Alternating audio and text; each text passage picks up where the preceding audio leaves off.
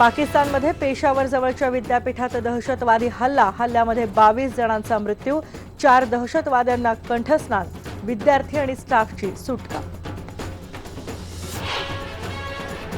काश्मीरमधल्या पुलवामामध्ये हिजबुल मुजाहिदीनच्या दहशतवाद्यांसोबत सुरक्षा दलाची चकमक, एका दहशतवाद्याला ठार करण्यात यश. हैदराबाद विद्यापीठात आजही विद्यार्थ्यांची निदर्शनं सुरूच. सीपीएमचे सीताराम येचुरी यांच्यासह वायएसआर जगमोहन रेड्डी विद्यार्थ्यांच्या भेटीला. कम्युनिस्ट नेते कॉम्रेड गोविंद पानसरे यांच्या हत्येला आज 11 महिने पूर्ण. कोल्हापुरात समविचारी नागरिकांचा मॉर्निंग वॉक. पुण्यातही डॉक्टर दाभोलकरांच्या मारेकऱ्यांचा निषेध. अरविंद केजरीवाल यांना कुर्ला कोर्टाचा दिलासा. पूर्व परवानगीशिवाय प्रचार सभा घेतल्याच्या प्रकरणात 10,000 रुपयांच्या जात मुचलक्यावर जामीन.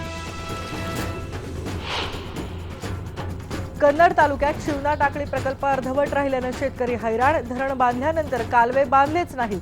उशाशी पाणी असूनही शेतकरी पाण्या वाचून तहानलेलाच. नंदुरबार जिल्ह्यातल्या 7 शासकीय आदिवासी आश्रमशाळेतल्या मुलांना एका वेळच्या जेवणासाठी मिळतात फक्त 7 रुपये. हा विद्यार्थ्यांना कुपोषित करण्याचा डाव, सामाजिक कार्यकर्त्यांचा आरोप. आशियाई बाजारपेठेत मंदीचा मुंबई शेअर बाजाराला फटका. सेन्सेक्स 400 अंकांनी घसरला.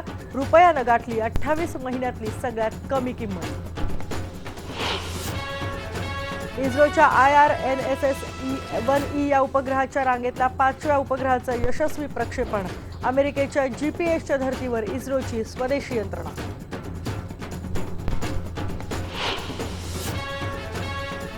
आणि रायगड महोत्सवानिमित्त रायगड किल्ल्याच्या पायथ्याशी सजली शिवसृष्टी. हत्ती, घोडे, दीपमाळ, समई आणि तोफांनी नटलं पाचाळगाव.